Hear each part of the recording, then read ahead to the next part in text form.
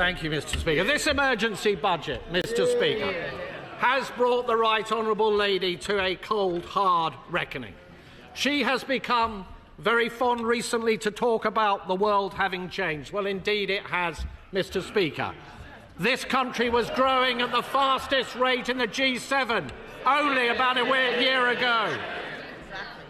And just as the OECD and the Bank of England and other forecasters, and now we learn today the OBR have stated, growth has been halved in this year, cut in two as a consequence of the decisions and the choices that the Right Honourable Lady made on her watch.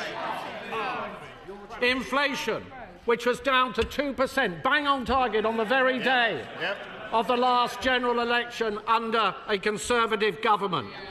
We are now told this year will be running at twice the level as was forecast under ourselves in 2024. This is going to mean prices bearing down on households and on businesses right across the country because of her choices. And the OBR also says, Mr. Speaker, that unemployment will be rising this year and next year and the year after. And in fact, across the forecast period, it will not decline at all. So much for the Right Honourable Lady's back-to-work plans. And we have already seen, Mr. Speaker, what it means when it comes to controlling borrowing under this Chancellor. And yes, she has come forward now with a plan to squeeze spending later on in the forecast period. And she has, of course, told the OBR that these are the elements of spending restraint to which she will stick. But what do the markets think? And could I ask the Right Honourable Lady, given her track record, given the fact that she has failed to control spending and borrowing to date, what does she think the markets are going to make of her latest promises? But the Right Honourable Lady, Mr. Speaker, says, of course, that none of this is her fault. It is the war in Ukraine. It is President Trump. It is tariffs. It is President Putin. It is the Conservatives. It is her legacy. It is anybody but her. Well, what the British people know, Mr. Speaker, is that this is a consequence of her choices. She is the architect of her own misfortune. It was the Right Honourable Lady, Mr. Speaker, who talked down the economy, so that business surveys and confidence crashed through the floor. It was the Right Honourable Lady who confected the £22 billion black hole. A smokescreen that was only ever there in order to cover up for the fact that she and the Prime Minister reneged on their promises to the British people during the last general election. And a black hole that the OBR themselves, ironically at the government's behest, have said they will not legitimise. She chose to be reckless with a sliver of headroom against her fiddled targets. She borrowed and spent and taxed like it was the 1970s. Little wonder, Mr. Speaker, that the Chancellor has tanked the economy. Little wonder we have an emergency budget, all because of her choices. Even a basic economist, Mr. Speaker, knows that if you tax something, you get less of it. You don't need to have worked at the Bank of England for 10 years, Mr. Speaker, to know that. So what did the Chancellor tax? She taxed jobs and wealth creation. She's destroyed livelihoods, businesses clobbered, big and small companies, the backbone of our economy. Enterprise crushed on the altar of her ineptitude. The CIPD telling us a third of those businesses affected will shed labour. Morrison's losing 200 jobs, Tesco 400, Sainsbury's 3,000 jobs lost. No wonder the Federation of Small Business say that outside of the pandemic, business confidence has been left at its lowest level on record. But it's not just businesses, Mr. Speaker. It's charities, it's GPs, it's pharmacists, It's those who transport children who have special educational needs, and it is hospices caring for the sick and the dying. In this House, Mr. Speaker, the Labour Party had the opportunity yesterday and last week to stop that, but they voted our amendments down. And we will never let their constituents forget it.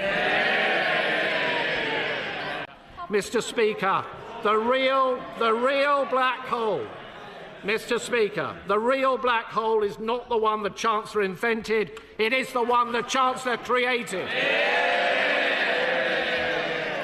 It's not a central problem, Mr. Speaker, the fact that this Chancellor is a gambler. Even with her fiddled fiscal targets, she left way too little headroom. Way too little headroom. And it's not the truth that whilst the Right Honourable Lady said at the last budget that that was a once-in-a-Parliament reset, she rolled the dice on a wafer-thin margin, and she lost. Reckless with her fingers crossed, she fiddled the targets and she missed them.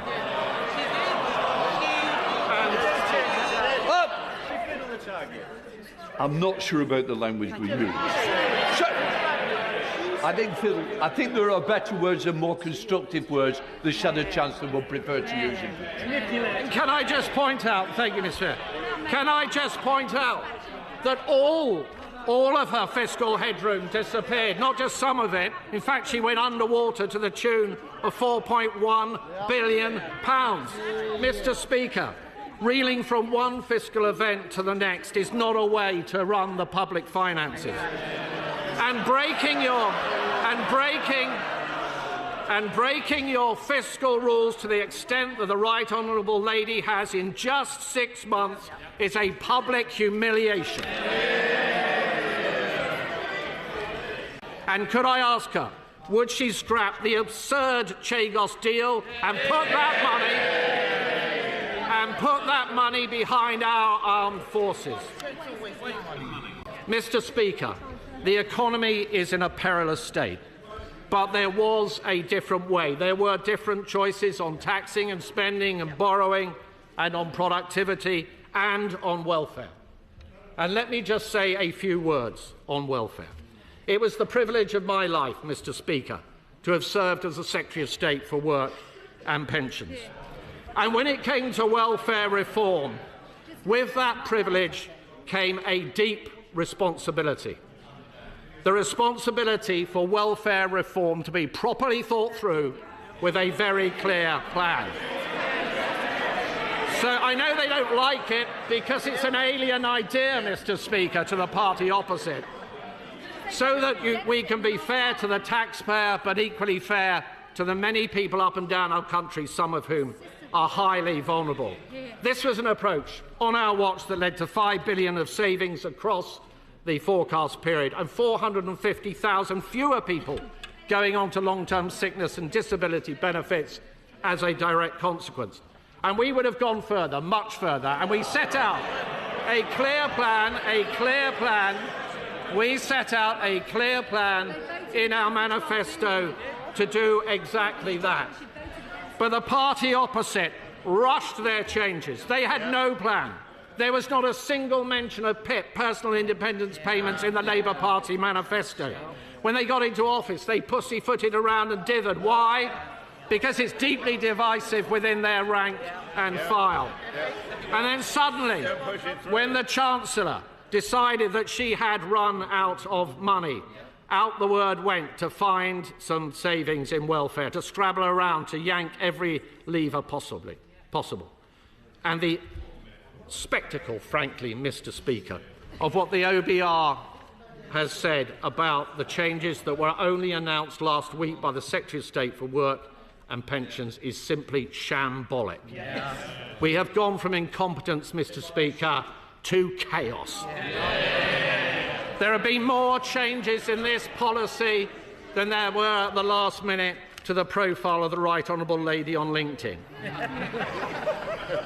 The result is the worst of all worlds, a wholly inadequate level of savings on welfare, with welfare costs still spiralling ever higher, and changes that were likely to harm many vulnerable people. So could I ask the Right Honourable Lady, when the Secretary of State for Work and Pensions came to the House last week with these changes, she did not provide an impact assessment. Was this because the OBR had not signed off the numbers? Was it because the department did not have enough time to produce one? Or was it only provided today, as many of us suspect, because this was thought to be a good time to bury bad news? Mr. Speaker, the forecast for growth is down, for borrowing costs is up, for inflation is up, and business confidence has been smashed in a million pieces. This Chancellor constantly trying to blame forces beyond her control. The right response is not to duck responsibility, but to build a resilient economy. The Right Honourable Lady would have us believe that that is what she is doing. But how can we believe this Chancellor? How can we trust this Chancellor? She is the Chancellor who said she would not increase borrowing, but she did. She said she wouldn't change her fiscal rules, but she did. She said she wouldn't put up national insurance, but she did. She said she wouldn't cut winter fuel payment, but she did. She said she wouldn't tax farmers, but she did. And she said she would not move to more than one fiscal event a year, and she just has. And now we are all paying the price of her broken promises. Today's numbers confirm it. We are poorer and we are weaker. To govern, Mr. Speaker, is to choose. And this Chancellor has made all the wrong choices.